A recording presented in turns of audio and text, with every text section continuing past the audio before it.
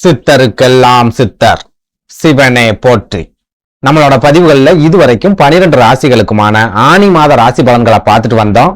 இனி வரக்கூடிய பதிவுகள்ல 12 ராசிகளுக்குமான ஜூலை மாத ராசி பலன்களை பார்க்க இருக்கிறோம்.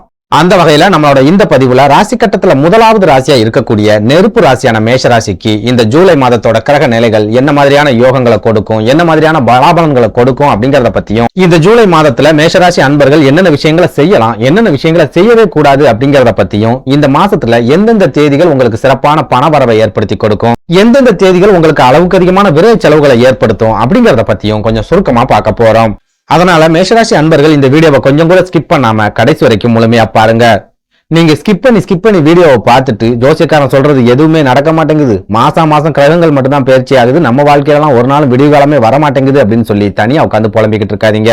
எதனால இப்படி சொல்றேன் அப்படின்னா, இந்த வீடியோவை நீங்க ஸ்கிப் பண்ணாம முழுமையா பார்த்தா மட்டும்தான் வீடியோல நான் என்ன சொல்லியிருக்கேன் அப்படிங்கிறது உங்களுக்கு புரியும். அப்படி புரிஞ்சுக்கிட்டு அதுக்கு தகுந்த மாதிரி உங்க வாழ்க்கையில ஒரு சில மாற்றங்களை நீங்க செஞ்சுக்கிட்டா மட்டும்தான் கிரகங்களோட பயிற்சியால உங்களுக்கு வரக்கூடிய ஒரு சில ஆபத்துக்கள்ல இருந்து உங்களால தப்பிச்சுக்க முடியும். அதனால மேஷராசி அன்பர்கள் இந்த வீடியோவை முழுமையா பாக்குறதுக்கு முயற்சி பண்ணுங்க. அதுக்கு முன்னாடி நம்ம சேனல் நீங்க இப்பதான் முறையா பாக்குறீங்க அப்படின்னா தயவு செஞ்சு சப்ஸ்கிரைப் பண்ணிக்கோங்க. இந்த வீடியோ உங்களுக்கு பிடிச்சிருந்தா மறக்காம அந்த லைக் பட்டனையும் தட்டி விட்டுருங்க. அதை விட முக்கியமா உங்களை மாதிரியே போராட்டமான ஒரு வாழ்க்கையை வாழ்ந்துட்டு வரக்கூடிய மேஷராசிக்காரங்க உங்க நட்போட்டாரத்திலேயோ அல்லது சொந்த பந்தத்திலேயோ இருக்காங்க அப்படின்னா அவங்களுக்கு நம்ம வீடியோவை மறக்காம ஷேர் பண்ணி விட்டுருங்க. மேஷம் மேஷராசியை பொறுத்த வரைக்கும் சகோதரக்காரகனான செவ்வாய் பகவான் உங்க ராசியோட அதிபதி அப்படிங்கறதால இந்த ராசியில பிறந்தவங்க தம்பி தங்கைகள் மேல அளவுக்கு அதிகமான பாசத்தை வச்சிருப்பாங்க, சொந்த பந்தங்கள் மேல உயிரையே வச்சிருப்பாங்க. நம்மளை சுத்தி இருக்கிறவங்க எல்லாருமே நல்லா இருக்கணும், சந்தோஷமா இருக்கணும் அப்படின்னு நினைப்பாங்க. நண்பர்களையும் இவங்க அளவுக்கு அதிகமா நேசிப்பாங்க. அதே நேரம் பெரும்பாலான மேஷராசிக்காரங்களுக்கு ஒரு குறிப்பிட்ட ஸ்டேஜுக்கு அப்புறமா சொந்த பந்தங்கள் மூலமா நிறைய பிரச்சனைகள் அப்படிங்கிறது வரும், நிறைய அவமானங்கள் அப்படிங்கறத சந்திப்பாங்க. தம்பி தங்கைகள் கூட மனக்கசப்புகள் அப்படிங்கிறது கண்டிப்பா ஏற்பட்டிருக்கும், சொத்து சம்பந்தமான தகராறு அப்படிங்கிறது கண்டிப்பா ஏற்பட்டிருக்கும். ஒரு சில மேஷராசிக்காரங்களுக்கு கூட பிறந்தவங்களே முதல் எதிரியா மாறி இருப்பாங்க, நிறைய துரோகங்களை செய்ய ஆரம்பிப்பாங்க, இவங்களை எப்படியாவது வீழ்த்தணும் அப்படின்னு நிறைய திட்டங்களையும் போட ஆரம்பிப்பாங்க. இன்னும் சொல்ல போனா இவங்களோட சொந்த பந்தங்கள் இவங்க செஞ்ச உதவிகள் எல்லாத்தையுமே ஒரே நொடியில மறந்துட்டு இவங்களை அவமானப்படுத்திட்டு போய்கிட்டே இருப்பாங்க.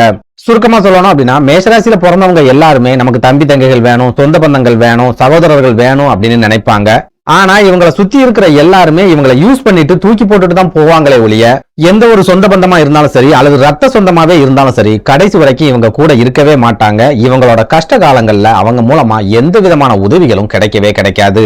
இன்னும் சொல்ல போனா இவங்க கூட பிறந்தவங்களா இருந்தாலும் சரி அல்லது சொந்த பந்தங்களா இருந்தாலும் சரி இவங்க மூலமா ஏதாவது உதவிகள் கிடைச்சுக்கிட்டே இருக்குது அப்படின்னா இவங்க கூடவே இருப்பாங்க. என்னைக்கு இவங்க கிட்ட இருந்து கிடைக்கிற உதவிகள் நின்னு போகுதோ அன்னைக்கே அவங்க காக்கைகள் மாதிரி பறந்து போயிடுவாங்க.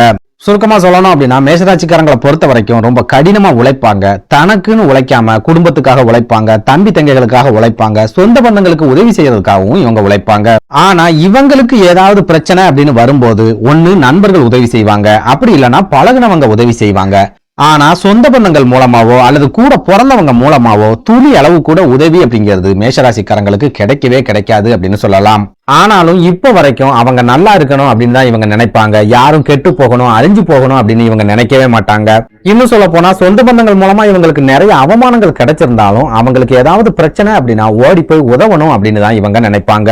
இப்படி மத்தவங்களோட சந்தோஷத்துக்காக வாழ்ந்து இவங்களோட வாழ்க்கையை இவங்க தொலைச்சிருப்பாங்க, இவங்களுக்கு கிடைச்ச நிறைய வாய்ப்புகளை தவற விட்டுருப்பாங்க. ஒரு சில மேஷராசிக்காரங்க கைகள்ல இருந்த பணத்தையும் சொத்துக்களையும் சொந்த பந்தங்களுக்காகவும் கூட பிறந்தவங்களுக்காகவும் இழந்துட்டு நிர்கதியா நிப்பாங்க. சுருக்கமா சொல்லணும் அப்படின்னா எல்லாரும் நல்லா இருக்கணும் அப்படின்னு நினைக்கிற ஒரே காரணத்தாலதான் மேஷராசிக்காரங்களால இப்ப வரைக்கும் முன்னுக்கு வர முடியல அப்படின்னு சொல்லலாம்.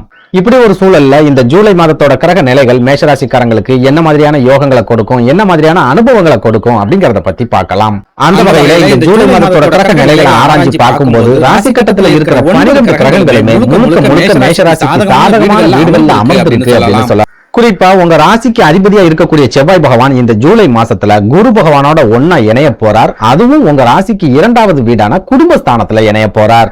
குருவும் செவ்வாயும் ஒன்னா இணையிறது ஜோதிடத்துல ரொம்பவே அற்புதமான யோகமா சொல்லப்பட்டிருக்கு. இது மூலமா குரு மங்கள யோகம் அப்படிங்கிற அற்புதமான ராஜ யோகம் உருவாகும் அப்படின்னு சொல்லப்பட்டிருக்கு.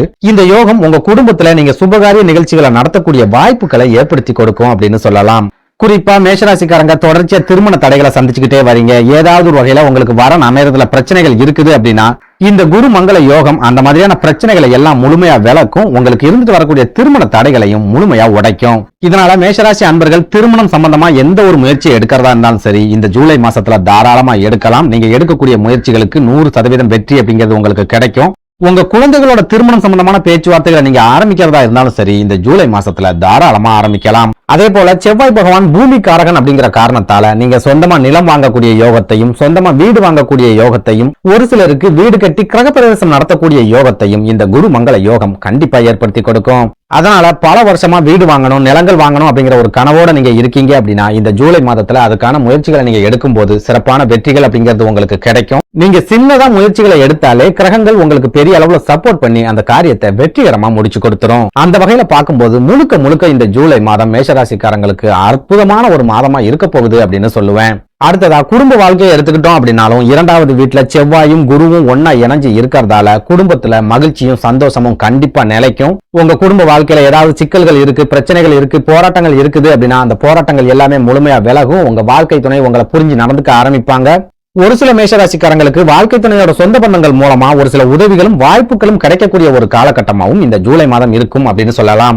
அடுத்ததா பண வரவை எடுத்துக்கிட்டோம் அப்படின்னா இந்த ஜூலை மாதத்தை பொறுத்த வரைக்கும் நீங்க எதிர்பார்க்கிற அளவுக்கு உங்க கையில பணப்புழக்கம் அப்படிங்கிறது இருக்கும். நீங்க தொழில் செஞ்சுக்கிட்டு இருந்தாலும் சரி அல்லது உத்தியோகத்துல இருந்தாலும் சரி பெரிய அளவுல கடன் வாங்க வேண்டிய அளவுக்கு நெருக்கடிகள் அப்படிங்கிறது ஏற்படாது. ஓரளவு உங்க கையில பணப்புழக்கம் அப்படிங்கிறது இருந்துகிட்டே இருக்கும். அதே சமயம் உங்களுக்கு எந்த அளவுக்கு வருமானம் வருதோ அதே அளவுக்கு விரைய செலவுகள் அப்படிங்கிறதும் இந்த ஜூலை மாசத்துல உங்களுக்கு கண்டிப்பா இருக்கும். குறிப்பா உங்க குழந்தைகளோட படிப்பு சம்பந்தமான செலவுகள், உங்க சொந்த பந்தங்களோட திருமணம் மாதிரியான சுபகாரிய நிகழ்ச்சிகள்ல கலந்துக்கிறது மூலமா ஏற்படக்கூடிய செலவுகள், குடும்பத்துக்கு தேவையான ஒரு சில பொருட்களை வாங்குறது மூலமா ஏற்படக்கூடிய செலவுகள், ஆன்மீக செலவுகள் அப்படின்னு ஒரு சில செலவுகள் அப்படிங்கிறது இந்த ஜூலை மாசத்துல கண்டிப்பா இருக்கும். அடுத்ததா உத்தியோகத்துல இருக்கிற மேஷராசிக்காரங்களை பொறுத்த வரைக்கும் இந்த ஜூலை மாதத்தோட தொடக்கத்துல சூரிய பகவான் உங்க ராசிக்கு 3வது வீட்டுல இருக்கிற காரணத்தால வேலை செய்யற இடங்கள்ல சின்ன நெருக்கடிகள், சின்ன பிரச்சனைகள் அப்படிங்கிறது கண்டிப்பா இருக்கும்.